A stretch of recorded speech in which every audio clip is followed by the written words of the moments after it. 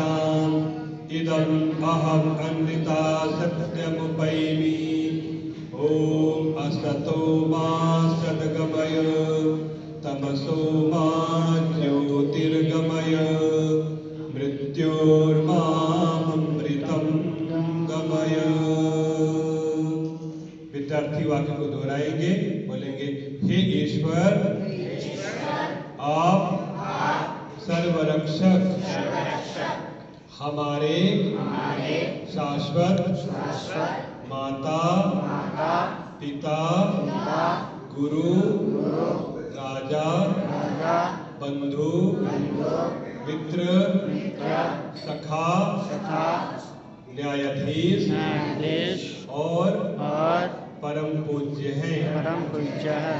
हम आपके शाश्वत पुत्र शिष्य प्रजा बंधु मित्र और उपासक हैं।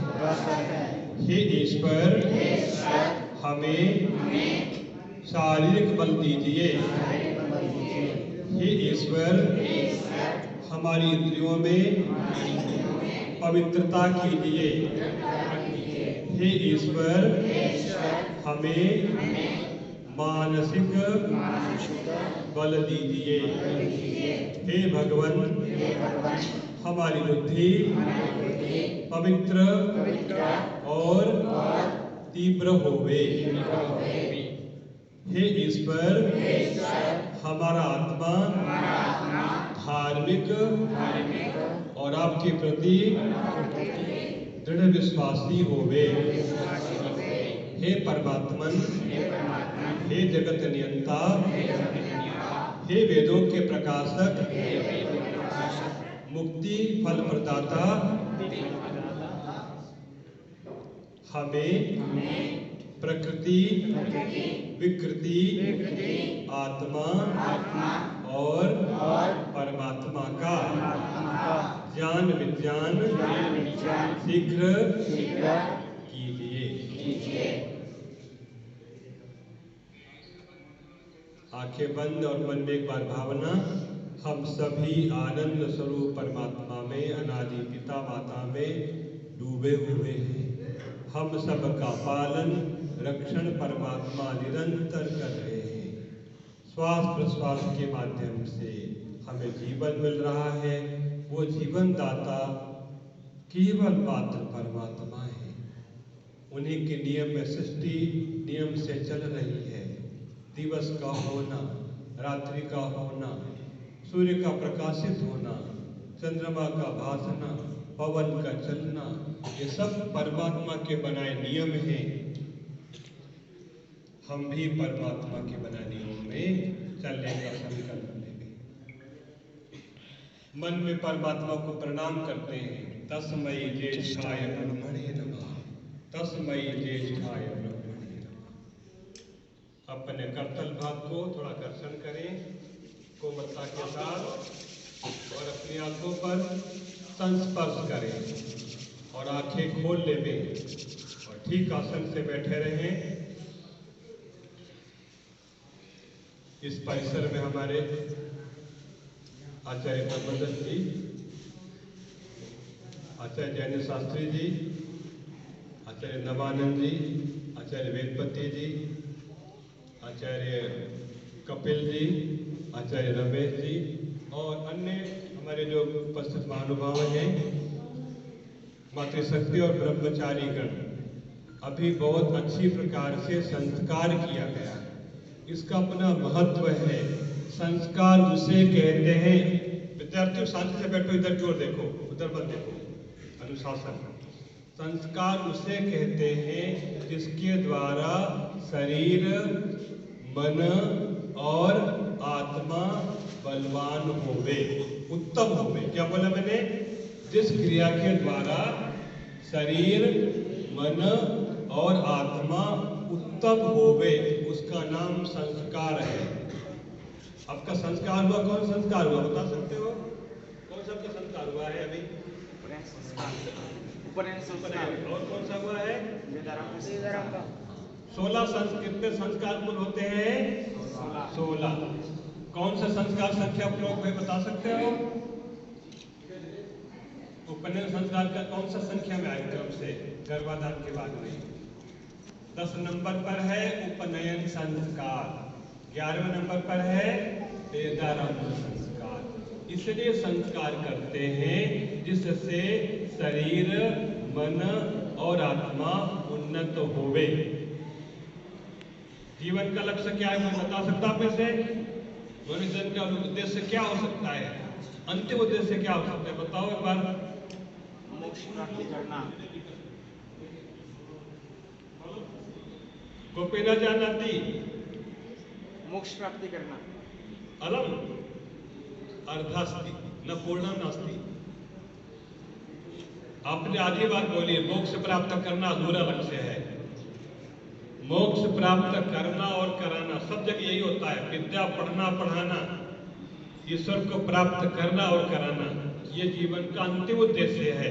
परंतु हम 4 में कर लेते हैं। जीवन के 4 फल हैं। विद्यार्थी सोना नहीं है, ये विद्यार्थी सो रहे तो खड़ा कर दो। संस्कार हुआ, ऐसे प्रमादी कैसे कार्य करोगे? सो गए अब। धर्म, अर्थ, काम, मोक्ष। बोलो। 4 उद्देश्य पूरे करने। ऐसे सो गए ना तो कुछ भी नहीं मिलेगा, केवल दुख विशेष मिलेगा। इसलिए विद्यार्थी के लेता है विद्यार्थी ब्रह्मचारी स्यात्। विद्यार्थी ब्रह्मचारी स्यात्। जो विद्यार्थी होता है कैसा होता है? कागचेष्टा, ऐसे सोने वाला नहीं होता है। कहीं नहीं देखना, सामने की ओर देखना है। बोलो कागचेष्टा, वको ध्यानम, स्वाननिद्रा, धैवच, अल्पाहारी, स्वगृह त्यागी, विद्यार्थी, पंचलक्षणम। आपको याद है श्लोक? सभी पता है? जी, बहुत अच्छी बात। तो देखो आपका जो संस्कार हुआ, अभी आप बालक हैं, आपको आगे महान बन के समाज में कार्य करना, बहुत बहुत बड़ा देश का कार्य करना है। इसलिए माता जानते ने संस्कार विधि के माध्यम से कैसे मानव का निर्माण होता है। 16 संस्कार, 15 अंतिम तो केवल क्रिया है, उसके लिए मुक्ति के पहले की क्रिया है, नए जन्म लेने के लिए। इन संस्कारों के द्वारा व्यक्ति का निर्माण हो। वेद बोलता है मनुर्भव। वेद का क्या मंतव्य है? मनुष्य बन। किसके लिए है? हम तो मनुष्य देव हैं, फिर केवल मनुष्य बन। अभी हम मनुष्य नहीं है, देह से मनुष्य हैं। मनुष्य होता है जो सत्यवादी, सत्यवानी, धर्मात्मा, जितेंद्रिय, ईश्वर का विश्वासी होता है और जिसने अभ्युदय निशेष को प्राप्त कर लिया है। ये वेद की भाषा में वो मनुष्य है जिसने धर्म, अर्थ, काम और 4 फलों को जीवन को पाके सिद्ध कर लिया है। उसको भगवान वेद कहते हैं मनु। ये मननशील बन गया। मत्वा कर्माणि सिद्ध्यति, मनस्पति, मनस्वी बन गया। उस मनस्वी को ही मोक्ष भगवान प्रदान करते हैं। यहाँ भगवान है कि नहीं बताओ? है भगवान? है। क्या प्रमाण है भगवान है? ईश्वर भगवान है। भगवान है, क्या प्रमाण है? कैसे कहोगे भगवान है? कोई उत्तर देने वाला है कि इसलिए भगवान है, हम है ना, हमारी सत्ता है इसलिए भगवान की सत्ता है, प्रमाण है, हम है, सूर्य है, चंद्रमा है, दिवस है, दिवस को हम बना सकते हैं कोई? दिवस की उत्पत्ति है, दिवस है, रात्रि है, चंद्र है, सूर्य है, और हम स्वयं प्रमाण है, हम है तो परमात्मा है। परमात्मा ना हो तो हम भी नहीं होते, संसार भी नहीं होता, ये शरीर भी नहीं होता, कुछ नहीं होता। ये प्रमाण है, पेड़ पौधा प्रमाण है। कोई पेड़ को बना सकता है? नहीं बना सकता है। कोई रोटी से फूल बना सकता है? नहीं बना सकता है। तो परमात्मा है, ये बहुत जरूरी जानना, ये तो जीवन का सार है।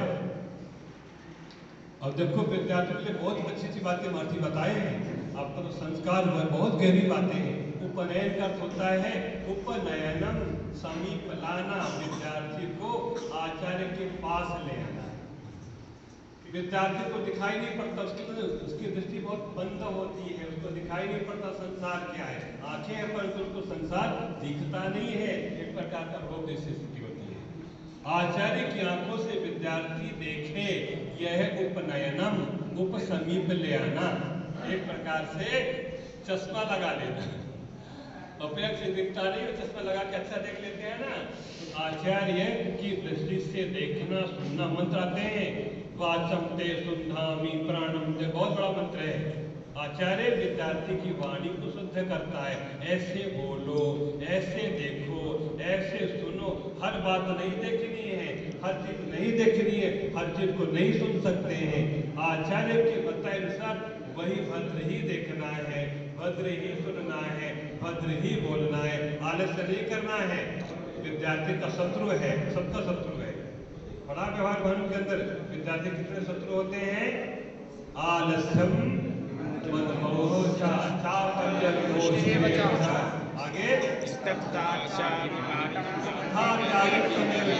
एते वही सत्तो दोषा शिव सदा विद्यार्थी नाम। ये 7 दोष हुआ करते हैं, इनको हटा देते हैं। और जो विद्यार्थी कैसा होता है, सुखार्थी नहीं होता विद्यार्थी। जो सुख चाहेगा ना, बढ़िया स्वर्ग में सुख मिलता है, बढ़िया ये होता है, उसको विद्या नहीं आती है। सुखार्थी को विद्या नहीं है और विद्यार्थी को सुख नहीं मिलता है, विद्यार्थी को परमानंद आगे मिलता है। तो संस्कार के माध्यम से प्रेरणा दी जाती है कि विद्यार्थी आज गुरु के पास आकर के जो गुरु लोग आदेश करते हैं वैसे ही क्रिया करनी है। और आचार्यों का धर्म है विद्यार्थी की एक क्रिया को देखना, ये चलता कैसे है, खाता कैसे है। अब विद्यार्थी को देख रहा हूँ, ऊपर से छत उतरता है, 2 बार खाली हाथ गिर जाती है, मैं क्या देख रहा हूँ? विद्यार्थी है, क्या विद्यार्थी है? इतना गिलास तो नहीं पकड़ सकता है बर्तन को, ध्यान ना। हम जो भी क्रिया करते हैं वहाँ सजगता, सावधानी पूर्वक इस क्रिया का क्या परिणाम हो सकता है, ऐसे सोच के कर्म करते हैं। तो महर्षि के अनुसार 8 प्रकार का व्यवहार, सुनो ध्यान से, बोलो खाना पीना, सुनना बोलना, उठना बैठना, लेना देना। ये 8 प्रकार का व्यवहार महर्षि दयानंद व्यवहार मन के अंदर बताते हैं। जो इस व्यवहार को कर लेता है और धार्मिक है, उसका कहीं भी कोई कार्य बिगड़ता नहीं है। अब विद्यार्थी प्राय करके झुक के बैठते हैं, आदत डालो ऐसे बैठने का, गर्दन सीधा होना चाहिए, ना आगे झुको ना पीछे, सीधे बैठने का आदत डालो। और दृष्टि कैसी हो? सामने की ओर भद्र दृष्टि हो। जो सुना रहे हैं, बता रहे हैं, बड़े ध्यान से सुनना है। सुनने की रीति है, जो आचार्य उपदेश कर रहे हैं उसके लिए क्या करना है? अपनी आत्मा को मन के साथ जोड़ो। बोलो, मैंने क्या बोला? अपनी आत्मा को मन के साथ जोड़ो, मन को श्रोतेंद्रिय के साथ जोड़ो और श्रोतेंद्रिय को आचार्य वक्ता विद्वान के शब्द अर्थ संबंध के साथ जोड़ो। फिर ध्यान से सुनते मन में संचित हो जाता है। विद्यार्थी बहुत आलसी, बार बार सुन लेता है, खड़े हो जाओ, खड़े हो जाओ, ऐसे आलस होता जाएगा, ऐसे। हाँ, तो 8 प्रकार का व्यवहार है। खाना, आज तो इतना सच्चा संस्कार हुआ है, हाथ में पानी की छींटा लगा लो। खाना पीना और सुनना। अब जो सुनते ध्यान सुन, ऐसे अंदर पूरा संचित होता जाए, सुना जाता है, एक बार सुनते याद हो जाए, सुन के मन में दोहराया जाता है। जब यंत्र आपका पूरा रिकॉर्ड कर लेता है, वो तो जड़ पदार्थ है, हमारा मतलब बहुत सूक्ष्म है, सुनते जाओ, सारा याद करते जाओ। सोचो हमारे ऋषि कितने महान थे और अग्नि ऋषि को भगवान ने मन में सुनाया। कितने हजार मंत्र? 10,522 मंत्र। पूरे मंत्र भगवान से सुन लिए। मंत्र नहीं, मंत्र का अर्थ, उसका विनियोग, उसका पूरा वैज्ञानिक साथ ले लिया। वे तो जीवात्मा थे, यहाँ तो सुनते यहाँ सुना, यहाँ से निकाल दिया। ऐसा नहीं करना है। ऋषियों के अनुसार विद्या को पढ़ाएंगे तो बहुत स्फूर्ति बढ़ती है, बहुत आरोग्य की प्राप्ति होती है। तो बड़े ध्यान से सुनना, और जो कार्य करते हैं बड़े निष्ठा से कार्य करो। चल रहे हैं, यहाँ देख रहे हैं, लगा पैर में पत्थर, गिर गए, खून निकाला है। क्यों गिरा? क्योंकि वो व्यक्ति प्रमाद में था। जब प्रमाद करेगा वो गिरेगा, फिसलेगा, फुट होगी। इसलिए प्रमाद बिल्कुल नहीं करना है। एक का प्रमादे कथम न अन्य। इसलिए प्राय करके जो व्यक्ति प्रमाद रहित है वो व्यक्ति बहुत बुद्धिमत्ता से कार्य करता है। ऐसे कार्य करो कि कोई त्रुटि होने न पावे। 8 प्रकार का व्यवहार ये आपके लिए बहुत अनिवार्य है। संध्या के मंत्र हैं, जब संध्या के मंत्र बोलते हैं, पाठ करते हैं, इतनी श्रद्धा से बिल्कुल पत्थर की मूर्ति उसमें बन जाओ। पत्थर मतलब स्थिरता। लोग आंख बंद करते ही सो जाते हैं। कई व्यक्ति संध्या क्या यहाँ ऐसे देख करके मंत्र बोलते रहते हैं। ये भगवान का निरादर होता है। संध्या काल में बिल्कुल योगी लोग जैसे भगवान का ध्यान करते हैं, आंखें बंद करके स्थिर होकर के मंत्र बोलो, मंत्र को ही सुनो तो भी मैंने एकाग्र हो जाता। ध्वनि विज्ञान है। ऐसे हवन की क्रिया है, बड़े ध्यान से हवन क्रिया करते हैं, बहुत उत्तमता से करते हैं। क्योंकि जो विद्यार्थी होता है, ब्रह्मचारी होता है, वो साथ ब्रह्म नाम जुड़ा हुआ है। वो प्रमादी कैसे होगा? वो क्रोधी नहीं, ब्रह्म नाम को होगा जोड़ दिया। ब्रह्म नाम भगवान का है। वेदे ब्रह्मणि चरितुम शीलम यस्य स ब्रह्मचारी। 3 विशेषता बताई ब्रह्मचारी के लिए। क्या है? सबको भगवान ने मृत्यु से बांधा है। ब्रह्मचारी को मृत्यु पास नहीं आती है। सतपथ ब्राह्मण में बहुत बार आया हुआ है। वेद भी क्या बोलता है? ब्रह्मचर्य तपसा देवा मृत्यु अपाघ्नता। ब्रह्मचर्य के तप से देव ने मृत्यु को धकेल दिया। मृत्यु पदम योपयंता। इसलिए ब्रह्मचारी आलसी नहीं हो सकता है। ब्रह्मचारी बहुत ऊंचा माना गया है। वो भगवान का संगी है, भगवान का मित्र है, और वेद विद्या का अनुशीलन करने के लिए ब्रह्मचारी होता है। ब्रह्मचारी को उद्देश्य है सांगो वांग। यहाँ भी आया था, सारी विद्याओं को पढ़ना। आजकल कोई करता नहीं है। 12-12 साल लगा करके 48 साल तक वेदों को पढ़ना, और महान वैज्ञानिक बन के वेदों का कि संसार के अंधकार को दूर कर देना। लोग आशा करते हैं, जो गुरुकुल में पढ़ते हैं ब्रह्मचारी, ये वेद को जानने वाले होते हैं, मंत्र को जानने वाले होते हैं, बड़े महान ऋषि होते हैं।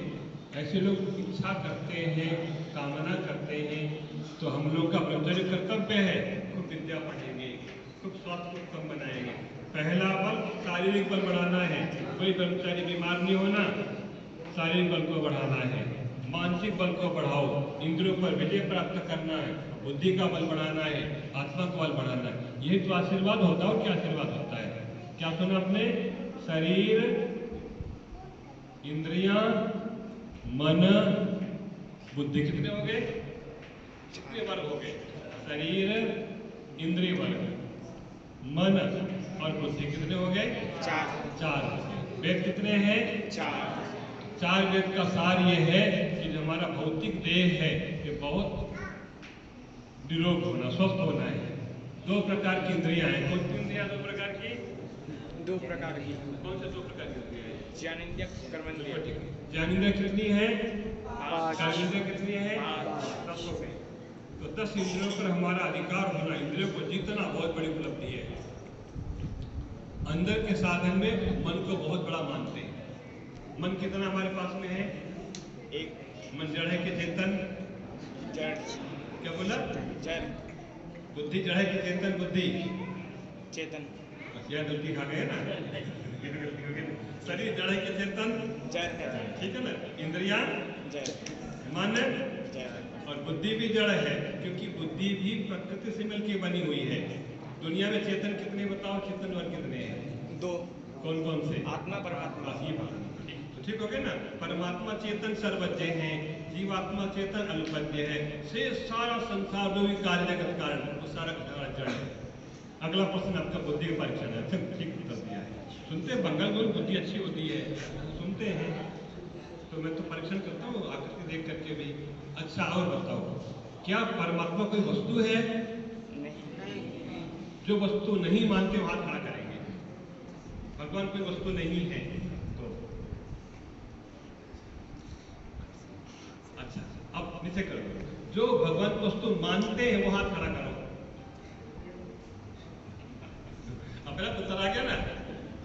ये बहुत बड़ी भूल है। देखो महर्षि की छोटी सी किताब है, बिल्कुल प्रारंभिक किताब है। क्या उसका नाम है? आर्योदय रत्न माला। उसमें 100 परिभाषाएं हैं। वो वैदिक वाणी पूंजी है। उसकी पहली परिभाषा क्या है? किसी को याद है? ईश्वर, जिसका गुण कर्म स्वभाव स्वरूप निश्चय करके सत्य ही है, जो एक चेतन मात्र वस्तु है। ऋषि क्या लिखते हैं? जो परमात्मा एक चेतन मात्र वस्तु, वस्तु तो है पर चेतन लगा दिया है। तो क्या से मानेंगे भगवान वस्तु है कि नहीं है? महर्षि क्या बोल रहे हैं? चेतन वस्तु है पर चेतन वस्तु है। अब शंका, वस्तु कैसे मानेंगे हम? वस्तु क्यों माने भगवान को? तो दुनिया में बहुत प्रकार की वस्तु होती हैं। जिसको क्या बोले, ये वस्तु है कि नहीं है? कौन सी वस्तु है? आगे उत्तर आगे, जड़ वस्तु है। आत्मा क्या है? चेतन वस्तु है। परमात्मा क्या है? चेतन वस्तु है। अब वस्तु की परिभाषा क्या हो सकती है? वस्तु उसको कहते हैं जिसमें गुण होता हो, गुण रहता हो या क्रिया होती हो। इसमें गुण है ना, दिखाई पड़ता है, गुरु प्लस गुण है, ये वस्तु जड़ वस्तु की। आत्मा इच्छा करता है, प्रयत्न करता है, जानता है, सुख दुख का अनुभव करता है, आत्मा में गुण है। क्रिया भी करता है तो आत्मा भी वस्तु है, चेतन वस्तु है। परमात्मा में ज्ञान गुण है कि नहीं है? है। बल भी है, आनंद भी है। ये आनंद भरा हुआ है नहीं? बताओ, या हवा भरी नहीं भरी? हवा भरी है ना यहाँ पर। आनंद भी भरा हुआ है नहीं यहाँ पर? नहीं। क्यों है? क्योंकि परमात्मा सर्वव्यापक है। तो परमात्मा का ज्ञान भी सर्वव्यापक है, बल भी सर्वव्यापक, हमको पकड़ना नहीं आता है। यही तो जीवन का सार है कि परमात्मा सर्वव्यापक है, उसको हम पकड़ना सीख लेना तो हम संसार के सबसे महानतम प्राणी बन जाएंगे। क्या समझ में आया? यदि हम भगवान के गुणकर्म स्वभाव को जान ले तो हम संसार के श्रेष्ठतम व्यक्ति बन जाएंगे, ऋषि बन जाएंगे, महर्षि बन जाएंगे। यही हमारे ऋषि में भेद है। ऋषि लोगों को भगवान का ज्ञान हो गया इसलिए वो ऋषि कहलाए, हम नहीं जानते इसलिए आज ऋषि हैं। तो आपके 2 संस्कार हुए हैं। उपनयन संस्कार ये है कि आचार्य, जो आचार्य की परिभाषा भी की, जो सांगोपांग वेदों को पढ़ाए उसके नाम आचार्य दिया। आजकल ऐसी विद्या योग्यता नहीं रही हमारे पास। आचार्य वो होता है जो सांगोपांग 4 वेदों को पढ़ा देवे, उसकी आचार्य संज्ञा है। और अध्यापक होते हैं, उपाध्याय होते हैं, ये होते हैं। पर जो आचार्य की संज्ञा है, चतुर्वेदविद, संपूर्ण वैदिक मार्ग को जानने वाले को वैदिक आचार्य बोला गया है। तो एक तो आचार्य की बताई बातों को सुनना और विद्यार्थियों को प्रत्येक क्रिया को सिखाना चाहिए। अब खाते तो गिराते हैं, पानी तो वहाँ गिराएंगे, प्रत्येक क्रिया का प्रशिक्षण देना पड़ता है। तो आती विद्यार्थी है कि विद्यार्थी बिल्कुल साइंस दिखाई पड़ता है, हर क्रिया में विज्ञान दिखाई पड़े। दूसरा हुआ है वेदारंभ संस्कार, कि वेद पढ़ना जीवन का उद्देश्य है। वेद पढ़ने से हमारे जीवन के अंदर देवत्व आ जाता है। वेद और देव, देखो उल्टा कर दो, वेद वर्ण विपर्य क्या बन जाएगा? देव।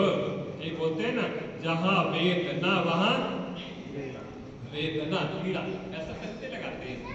जहां वेद ज्ञान नहीं वहां पर वेदना है। तो वेद अर्थात देव, वेद किस लिए है? देव बनाने के लिए है, और देव को ही वेद समझ में आता है। तो आप विद्यार्थी लोगों को देव बोलते हैं, देव विद्यार्थी देव होता है। आपको वेदों को पढ़ना है, समझना है। कितने वेद हैं? 4। कितने मंत्र हैं वेदों में? 4 वेद में बता सकते हो? वेद के विषय क्या क्या है?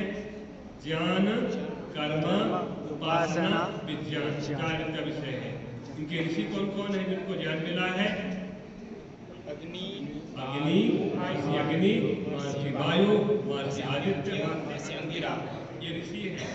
और एक मंत्र है ऋग्वेद में 10,552 और 1975, 1875, 5,977, ये मंत्र 4 वेद के ऐसे मंत्र बताए गए हैं। तो वेदों को पढ़ने से हम बहुत महान बन जाते हैं। और ये भगवान की अनमोल निधि है। 2 भगवान की निधियां हैं।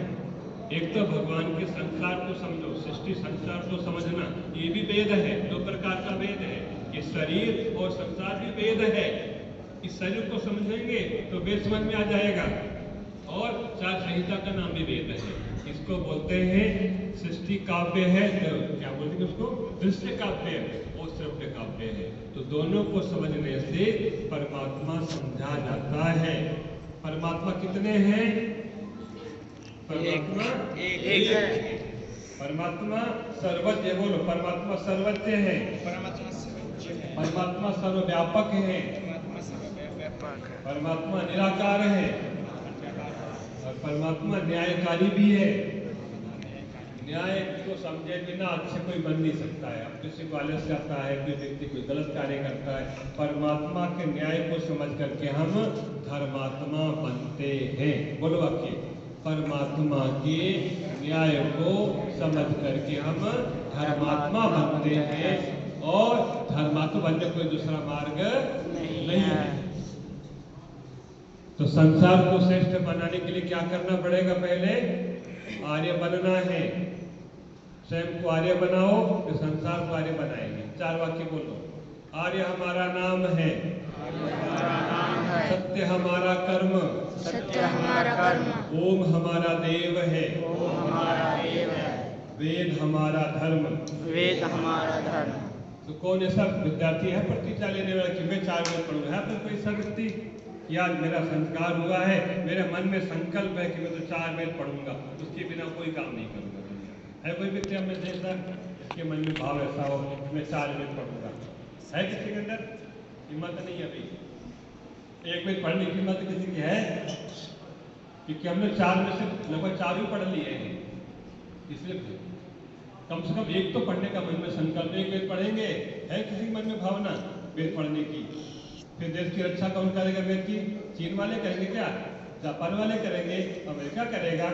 हम कहते हैं हमारा भारत देश है, हमारे लोग हैं। है बताओ, हिम्मत संकल्प करो कुछ मन से कि हम प्रतिज्ञा करते हैं कि हम, है कोई व्यक्ति हमें से विद्यार्थी ऐसा वेद को पढ़ने की इच्छा करने वाला? तो संस्कार आपका हुआ है तो आपके मन में से भाव आनी चाहिए कि 4 वेद की बात आई वेद पढ़ने का, तो मैं पढ़ूंगा, बहुत आनंद आएगा, बहुत विज्ञान मिलेगा और अपने धरती को, भारत भूमि को बहुत गौरवशाली बना सकते हैं वेद पढ़ करके। अन्य प्रकार से नहीं कर सकते। तो आशीर्वाद देने के लिए पहले संकल्प करें कि मैं ऐसा करूंगा। 2 समय संध्या करना। एक तो यहाँ करते हैं, जब घर जाते हैं वो संध्या करते हैं, अपना नहीं करते हैं, नहीं करते ना, भूल जाते होंगे। हवन भी नहीं करते होंगे। हम कह रहे हैं बंगाल के लोगों को घर में जाके खाना पीना भी बदल जाते हैं, यहाँ तो पढ़ते हैं, घर में जाके सब मैं कह रहा घर जाके संध्या करते नहीं करते, क्योंकि बताए तो पता चलता है, हमको तो बाहर दिखता है कि नहीं करते हैं। यहाँ भी किसी नहीं कहा बैठे बैठे जब ये द्विवेदी को नींद आ जाती है ना, तो घर में क्या हाल होता होगा? इतनी बहुत उसको नींद आ जाएगी ना, तो मतलब सोया हुआ संसार नहीं, हमको जगाने की आवश्यकता है। जागने की, जगाने की महती आवश्यकता है। यो जागा रहा। तो देखो कोई बात नहीं, आप सब पवित्र आत्माएं हैं, सब पवित्र आत्माएं हैं। मन में अनेक जन्मों का जो मैल चढ़ेगा उसको उतारने के लिए गुरुकुल में आते हैं, अभ्यास करते करते सफाई हो जाएगी। कोई कठिन बात नहीं है। जो संभव उसको हम कर सकते हैं। हम जीवात्मा हैं, हम अपने ज्ञान को शुद्ध करके अपने आप को जान सकते हैं, अपने परमात्मा को जान सकते हैं। यही भगवान ने संसार बनने को उद्देश्य दिया हुआ है, यही जीवन का उद्देश्य है, यही वेदों का उद्देश्य। इसलिए हमारे आचार्य लोग गुरुकुल खोल रहे हैं, हमसे गुरुकुल चला रहे हैं। हमारे आचार्य जो बैठे भी गुरुकुल की भूमिका है, गुरुकुल बनाएंगे, वेदों को पढ़ेंगे, दर्शनों को पढ़ेंगे। हम तो कहते हैं बिना वेद पढ़े सब शास्त्रों का प्रयोग पूरा होता ही नहीं है। जब तक वेद नहीं पढ़ते बिना दर्शन पढ़ लो, आपका अधिकार आएगा ही नहीं। जब वेदों में हमारा प्रयोग होता है ना, तब दर्शन विद्या का मूल्य समझ में आता है। उपनिषद विद्या क्या है, वेदांत क्या है। बिना 4 वेद में प्रवेश किए किसी व्यक्ति को वैदिक वाङ्मय के अंदर वो प्रवेश भगवान देते ही नहीं थे।